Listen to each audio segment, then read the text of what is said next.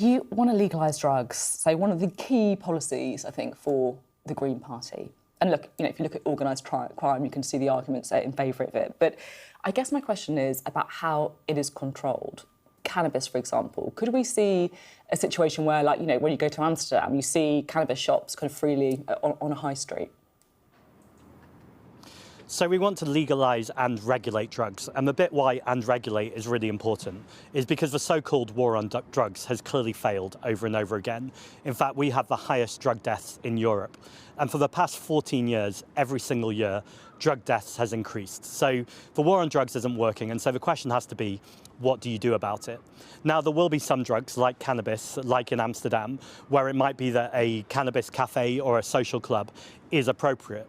With harder or so-called more dangerous drugs, that clearly is not the plan here, and it's often been misrepresented by Labour.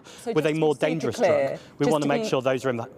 Just to be super clear, that you're not talking about being able to go and have a cocaine cafe, but a cannabis cafe on a high street could be a reality under the Green Party. Well, it wouldn't necessarily be on a high street. There'd be a whole conversation there about planning and what the community wants. But with a harder drug, that's about making sure it's in the hands of a medical health professional. And if someone has a dangerous, addictive relationship to drugs, do we allow them to buy those drugs on an illegal market or down a street alley? Or actually do we say a pharmacist... On the cannabis... And I know how it would have to go through local planning, but in theory, you could buy cannabis on a high street, you could have a cannabis cafe on a high street. If that's what a community agreed to, and obviously it's going to be different on different communities.